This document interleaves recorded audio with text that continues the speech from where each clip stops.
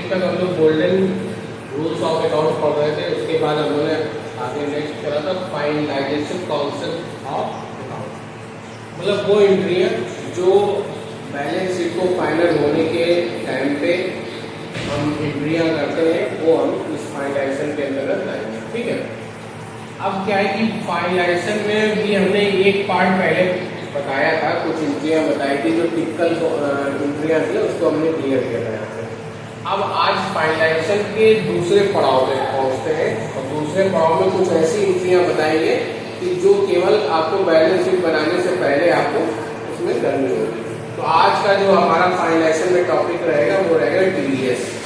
TDS का मतलब tax, ठीक, यानी कि इसकी डेफिनेशन क्या होगी। जब हम किसी को कोई पेमेंट कर रहे हैं, किसी भी मोड ऑफ पेमेंट कोई भी हो सकता है, लेकिन जब हम किसी को पेमेंट कर रहे हैं, जैसे हमने किसी सीए को पेमेंट किया ऑडिट के लिए, तो वहां आपका जो है पेमेंट मोड अप्लीकेबल हो गया। किसी को हमने रेंट दे दिया, रेंट हमने दिया, ये तो हमारा खर्चा है, हमारा एक्सपेंस है, लेकिन जब हम किसी को रेंट के तौर पे पेमेंट कर रहे हैं तो हमें ये देखना होगा कि कहीं उस पर टीडीएस एप्लीकेबल नहीं हो रहा। टीडीएस को पूरा कवर नहीं करेंगे क्योंकि टीडीएस का पूरा एक चैप्टर है, कौन सा सेक्शन होगा, कौन सा क्या होगा, वो जो यहाँ एंट्री आएगी उसके तौर पे हम बता देंगे, लेकिन सारा सेक्शन उसको कवर नहीं कर पाएंगे क्योंकि बहुत बड़ा चैप्टर है टीडीएस का। टीडीएस और टीसीएस का एक सेपरेट चैप्टर बनेगा। ठीक है, अभी हम बता रहे हैं कि फाइनलाइजेशन में एंट्रियां जो करते हैं, टीडीएस की अगर एंट्री हमें करनी होती है तो वो कैसे कवर करेंगे उसको हम बता रहे हैं। तो सबसे पहला हमारा है रेंट। रेंट अगर हम किसी को दे रहे हैं तो ये हमारा पेमेंट मोड है। अब इस पे हमें देखना है कि ये टीडीएस एप्लीकेबल होता है कि नहीं होता है, यही तो फाइनलाइजेशन एंट्री होगी। कोई पेमेंट आप करके निकल गए, लेकिन आपको ये देखना होगा कि हमारे ऊपर कोई ऐसी कोई लायबिलिटी तो लागू नहीं हो रही है, आरसीएम हो गया, टीडीएस हो गया, ये सब फाइनलाइजेशन के तौर पे आता है कि आपको ये सब चीजें देखनी होगी कि कोई भी हम एंट्री पास कर रहे हैं तो उसमें कहीं टीडीएस एप्लीकेबल तो नहीं हो रहा है, कहीं टीसीएस एप्लीकेबल तो नहीं हो रहा है, कहीं आरसीएम एप्लीकेबल तो नहीं हो रहा है, ये आपको देखना पड़ेगा। ये फाइनलाइजेशन के तौर पे आपको ध्यान रखना पड़ेगा। ठीक है, पहला हो गया रेंट। अब हमने रेंट दिया, रेंट का क्या क्राइटेरिया होता है, अंडर सेक्शन टीडीएस का 194 ये कवर करता है रेंट को। ठीक है, 194 जो है वो आपका रेंट के अंतर्गत आता है। अब ये कहता है सेक्शन कि रेंट दो तरह से हो सकता है, एक किसी इंडिविजुअल या एचयूएफ, किसी एक व्यक्ति को हम पेमेंट कर रहे हैं, पेमेंट करने वाला कोई व्यक्ति है या किसी व्यक्ति को पेमेंट कर रहा है, पेमेंट करने वाला स्वयं एक व्यक्ति है और किसी और को पेमेंट कर रहा है रेंट, तो इसका क्राइटेरिया क्या होगा, 50,000 रुपए पर मंथ। 50,000 रुपए अगर पर मंथ से ज्यादा अगर किसी को आप दे रहे हैं रेंट तो वहां पर टीडीएस एप्लीकेबल हो जाएगा। ठीक, इसका क्या होता है, 2% काटा जाता है टीडीएस, 2% टीडीएस काटेंगे। 50,000 से ऊपर अगर रेंट दे रहे हैं, मान लो 60,000 रेंट दे रहे हैं, ये ईयरली का मंथली बता रहे हैं, मंथली 50,000 रुपए मंथली का मतलब 6 लाख रुपए साल। अगर आप 6 लाख रुपए साल किसी को रेंट दे रहे हैं एज ए इंडिविजुअल है, आप एक व्यक्ति हैं और किसी को 50,000 से ऊपर का रेंट दे रहे हैं तो आपका टीडीएस, अगर 50,000 तक दे रहे हैं तो एप्लीकेबल नहीं होगा। 60,000 दे दिया, 55,000 दे दिया, 51,000 साल में 3.5 लाख रुपए दिया रेंट, तो 3 लाख या 6 लाख तक कोई नहीं है, 6 लाख तक 6 लाख तक कोई नहीं है। 50,000 का पर मंथ है तो कोई नहीं है, 50,000 1 रुपए है तो एप्लीकेबल है, 6 लाख तक कुछ नहीं, 6 लाख तक कुछ नहीं है। ये केवल इंडिविजुअल की बात हो रही है। ठीक है, अभी एक सेक्शन कवर कर रहे हैं, 50,000 रुपए पर मंथ है तो कोई एप्लीकेबल नहीं है, नो टीडीएस। यही तो आपको देखना है बैलेंस शीट में, यही तो आपको फाइनेंशियल में देखना है कि आपको पता होना चाहिए कि अगर हम कोई पेमेंट कर रहे हैं तो उसमें टीडीएस एप्लीकेबल होता है कि नहीं। तो ये आपको पता होनी चाहिए कि अंडर सेक्शन 194 ये कहता है कि 50,000 रुपए अगर कोई इंडिविजुअल, किसी इंडिविजुअल या किसी व्यक्ति को देता है तो वहां पर अप्लीकेबल नहीं होगा। 60,000 देगा तो क्या परसेंट से टीडीएस काटोगे? 2%। ठीक, 60,000 का 2% काट के आप पेमेंट करोगे। 60,000 का 2% कितना होगा?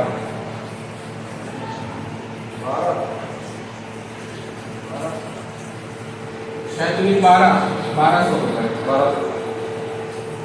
1200 रुपए काट के और 58,200 रुपए दे देंगे उसको। 1200 रुपए क्या करेंगे? टीडीएस जमा कर देंगे। ये हो गया, इसकी समझ में आ गया? ये इंडिविजुअल हो गया। प्रॉपर्टी पहले कटता होगा टीडीएस। प्रॉपर्टी तो बात कर रहे हैं, रेंट वो तो प्रॉपर्टी अलग, आपने बेची 50 लाख से ऊपर अगर बेची है वो तो अलग है, तो रेंट हो गया। वो कॉन्सेप्ट यहाँ पे नहीं आएगा। वो आप अकाउंट में कॉन्सेप्ट यहाँ का कोई लेना देना नहीं है। वो 1% टीडीएस कटता है जब आप 50 लाख से ऊपर की प्रॉपर्टी बेचते हैं। 50 लाख से ऊपर। ठीक, अभी हम रेंट की बात कर रहे हैं। 194 अंडर सेक्शन है, इंडिविजुअल 50,000 है, कोई टीडीएस नहीं कटता है। दूसरा आता है अगर कोई बिजनेसमैन है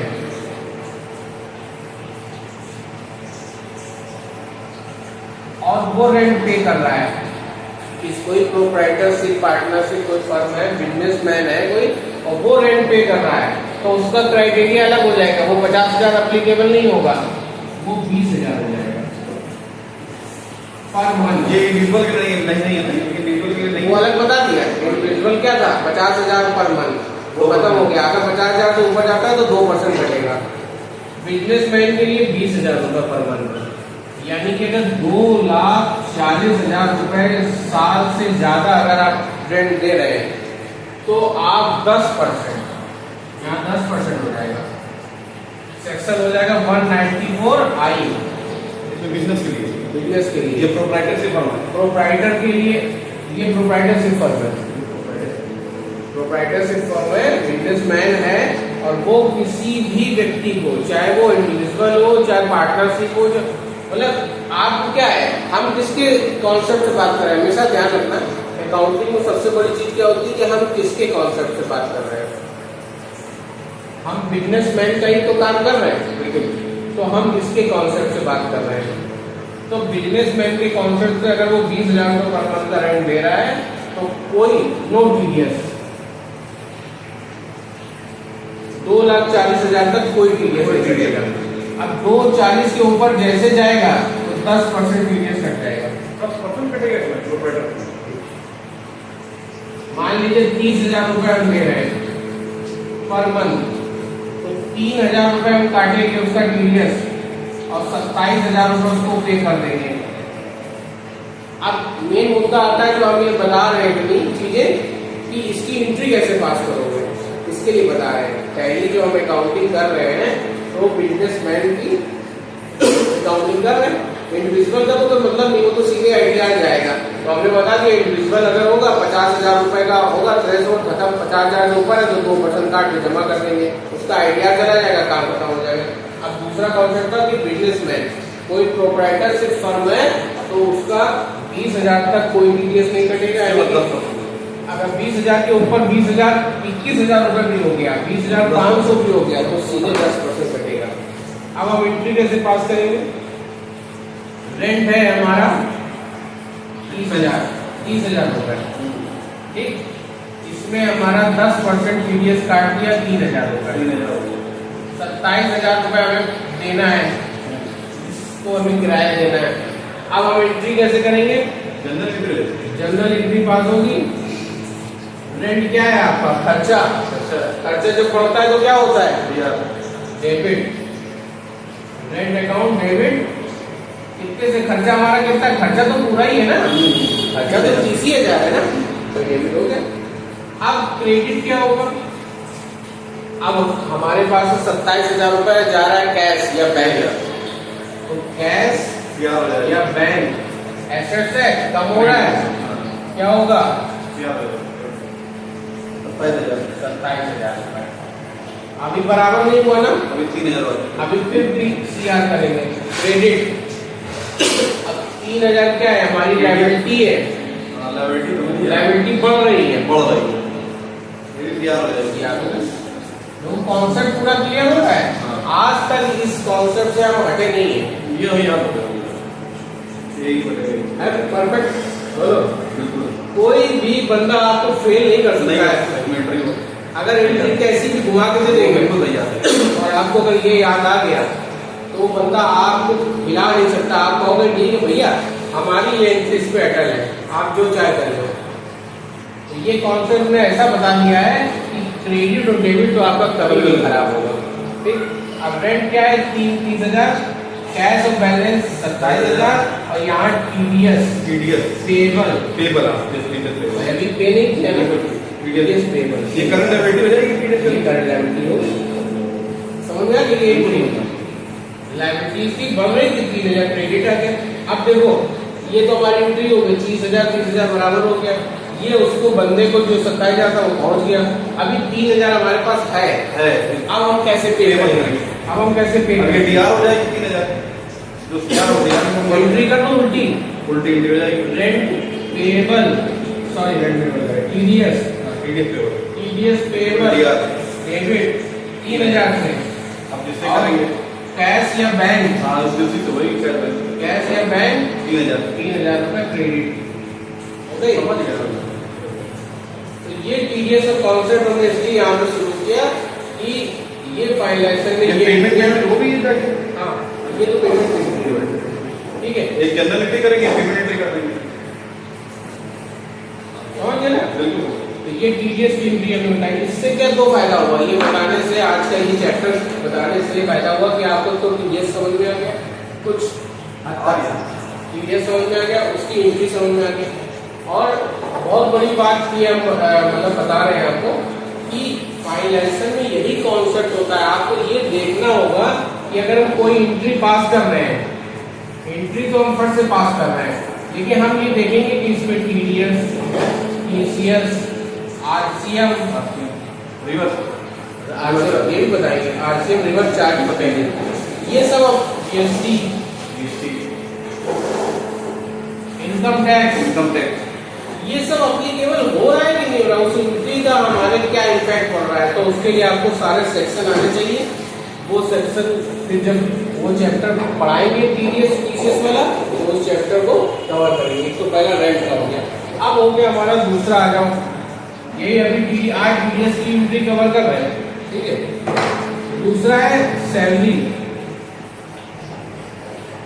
सैलरी क्या है?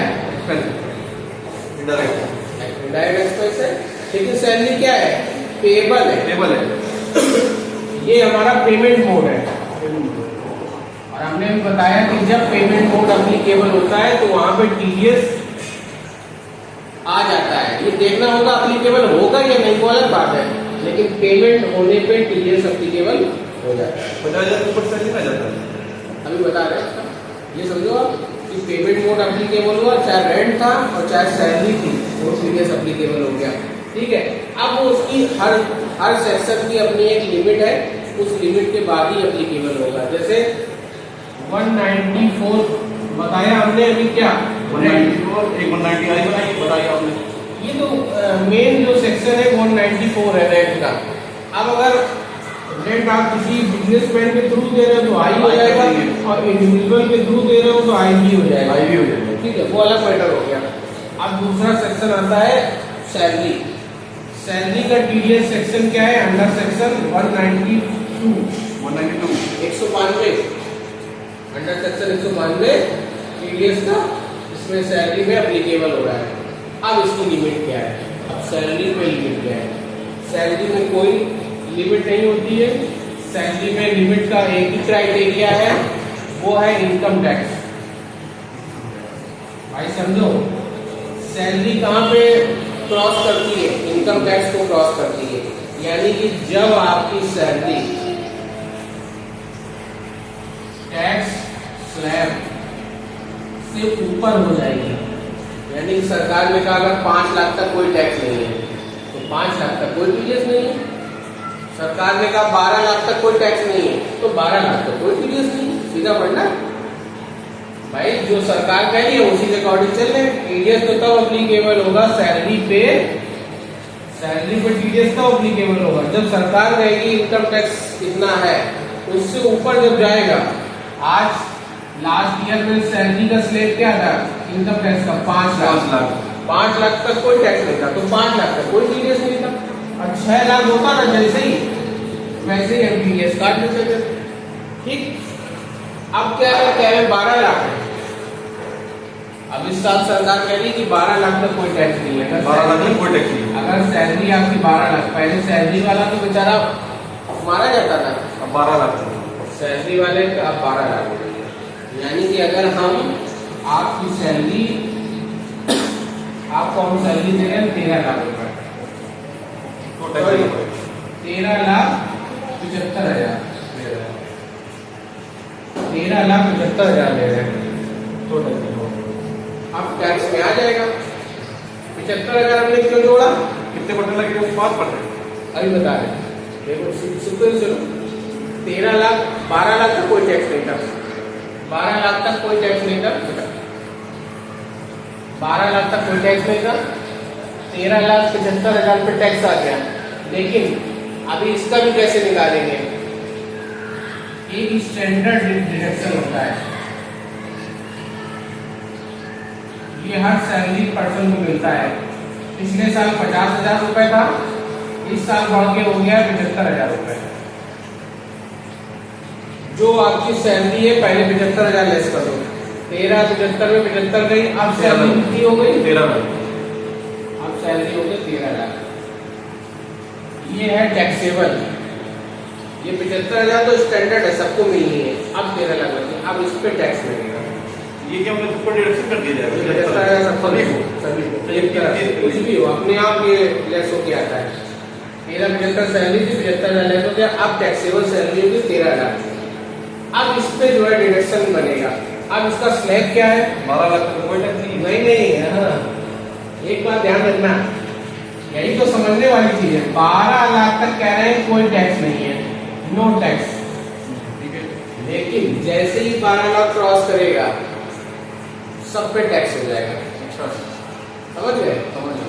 12 लाख अगर सैलरी है आपकी तो कोई टैक्स नहीं, लेकिन 13 लाख है तो कैसे इसको डिफाइन करेंगे? 0 से 4 लाख 0%, 4 से 8 लाख 5%, अब ये डिफाइन हो जाएगा। 8 से 12 लाख 10%, 12 से ऊपर 16 लाख में 15%, 16 से 20 25%, और 20 से 24 30%। ये समझ गए? आधा आधा करके आप समझो 12 लाख का कोई टैक्स नहीं था, जैसे 13 लाख हुआ इस पे 4 लाख कोई नहीं पड़ेगा। अब देखो 4 पे 0 हो गया, कोई नहीं। और 4 से 8 पे 4 लाख का 5% कितना हो गया? 20,000 20,000 देना पड़ेगा। देना पड़ेगा। 8 से 12 का ये 10%, 40,000। 40,000 देना पड़ेगा। अब 12 से 16 के बीच में कितना? 1 लाख रुपए। 1 लाख का 15% कितना हो गया? 15,000। कितना हो गया? 65,000 नहीं 75,000। 40 से 60 70,000, 75,000 तो ये हो गया। और plus education cess, education cess ये क्या होता है? ये टैक्स के ऊपर टैक्स लगता है। टैक्स के ऊपर कितने परसेंट लगता है? 4%। 4%। टैक्स के ऊपर ये जो शिक्षा आपको दी जाती है उसमें ये इसका जो है योगदान होता है 4%। अब 75,000 पे 4%, वो लोग कंफ्यूज रहते हैं, इस पे लगाते हैं 4%। जो टैक्स आया है आपका 75,000, इसका 4% आप निकालो, कितना होगा? 3,000। 3,000 कितना हो गया? 78,000 आपको। 78,000। सोचो 12 लाख पर 0 टैक्स था, 1 लाख बढ़ा तो 78,000 चले गए, तो फायदा क्या हुआ 1 लाख बढ़ाने? इससे तो अच्छा तो 12 लाख रखते, 1 लाख में 78,000 चले गए तो 22,000 तो उनको मिले। ये फंडा है, ठीक है? समझ में आ गया? एक पढ़ाने से 2 चीजें अपने आप निकल पड़ती है। अब देखो, अब हमें क्या करना था? अब हमें टैक्स कैसे, इसका टीडीएस कैसे काटना पड़ेगा? अब हमने निकाला 78,000 रुपए हमको इसका टैक्स बन रहा है। जो टैक्स बनता है वही टीडीएस बन जाता है। अच्छा, तो इनकम टैक्स बनेगा। आप ये समझो कि टीडीएस क्यों काटा जाता है, पता है? कॉन्सेप्ट क्या है टीडीएस का। आदमी टीडीएस काट रहा है, कर रहा है, पढ़ रहा है, लेकिन समझ लेगा कि टीडीएस क्यों काटा जाता है। टीडीएस काटने का मतलब होता है अगर आपने इनकम टैक्स फाइल नहीं किया तो यहाँ टीडीएस कर दिया आपका ये जो 78,000 टैक्स था ये सरकार को देना बनता था, लेकिन अगर आपने इनकम टैक्स फाइल नहीं किया तो सरकार को कैसे पता चलेगा कि आपका 78,000 टैक्स है। तो किसी भी बिजनेसमैन को अथॉरिटी दी गई है कि आप टैक्सेबल पर्सन हो, आप देखो कि इसका टैक्स कितना बन रहा है, 78,000 को पहले काट लो, काट के सरकार को जमा कर दो। अगर ये इनकम टैक्स फाइल करेगा तो बराबर हो जाएगा। और नहीं फाइल करता है तो भी सरकार के पास तो 78,000 पहुंच गए। कॉन्सेप्ट समझ में आया? टीडीएस का कॉन्सेप्ट क्या था कि भाई टीडीएस काटो और जमा कर दो। अगर वो आईटीआर फाइल करेगा तो बराबर हो जाएगा, नहीं फाइल करेगा तो ये लैप्स हो जाएगा। सरकार के पास 78,000 नहीं है, 78,000 तो पहुंच गए ना। सरकार का टैक्स नहीं खत्म होना चाहिए, इसलिए सरकार ने कॉन्सेप्ट लिया है टीडीएस। जब कोई पेमेंट करेगा तो ये देखेगा कि उसका टैक्सेबल है कि नहीं है। अब इसको क्या करोगे, 78,000 को कैसे आप टीडीएस यहाँ पे लेके आओगे? 78,000 डिवाइड 12, 78,000 डिवाइड 12 महीने की सैलरी है ना, 13 लाख रुपए। 78,000 टैक्स बन रहा है यहाँ पे, इसको डिवाइड 12 कर दो। जो आए मान लो 6,000 कुछ रुपए आया है, 6,500 आ गया है ना, 6500 रुपए पर मंथ टीडीएस काट के और सरकार के खाते में जमा कर दो। अब क्या बनेगा? 13 लाख का क्या हो गया? 1,08,000 कुछ बनेगा, है ना? 1,08,000 कुछ बनेगी सैलरी, ठीक है। 1,08,000 सैलरी बनेगी, उसमें 6500 रुपए टीडीएस, 6500 टीडीएस कट जाएगा। ये सैलरी बनी, इसमें से काट के जो बचेगा वो पेबल में डाल देंगे। अब वही एंट्री हो जाएगी। एंट्री कैसे होगी? समझ गए ना? Salary account debit, salary account debit और क्रेडिट में क्या हो जाएगा?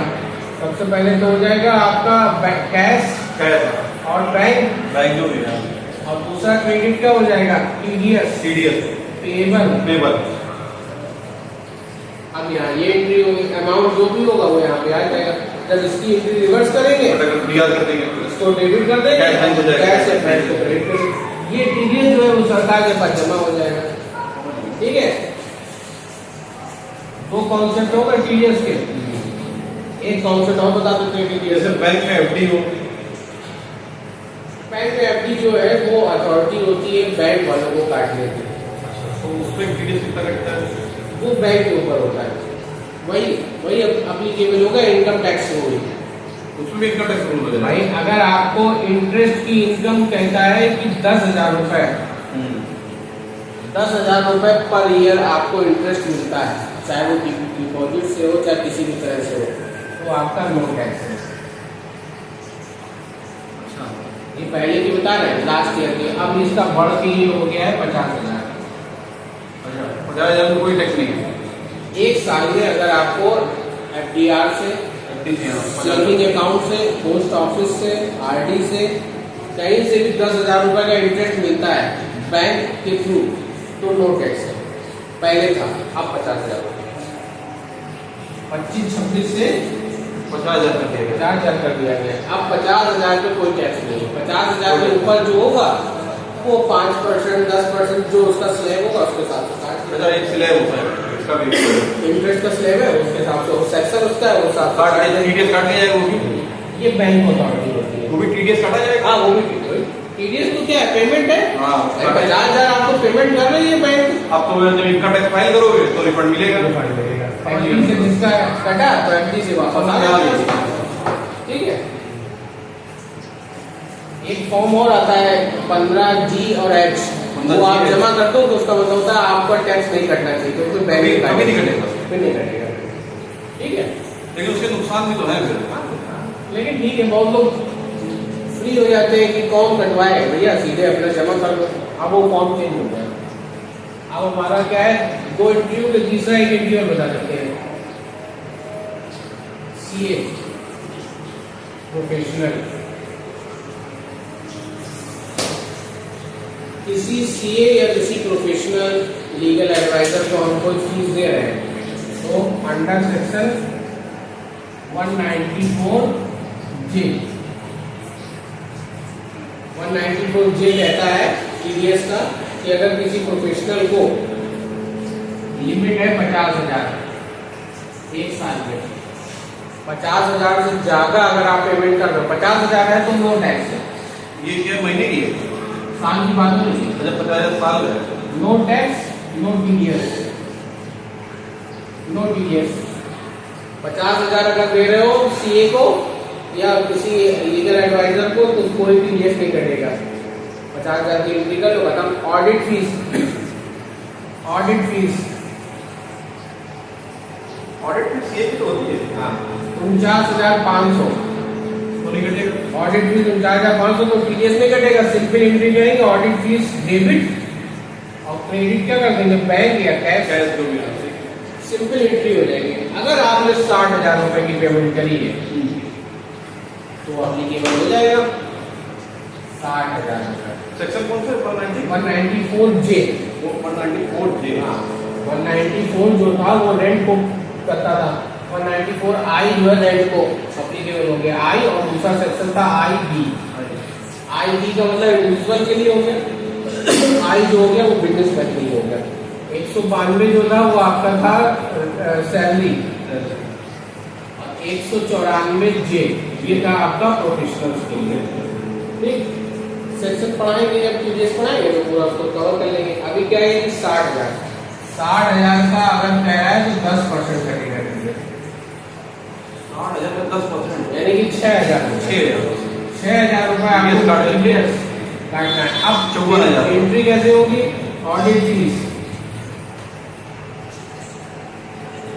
ये क्या है, खर्चा है, खर्चा क्या है? कितना है, 60,000 खर्चा तो पूरा ही ना हमारा 60,000। अब क्रेडिट में क्या हो जाएगा, कैश, बैंक 54,000 रुपए, टैक्स पेबल हो जाएगा 6,000 रुपए आपका हो जाएगा क्रेडिट, टैक्स पेबल।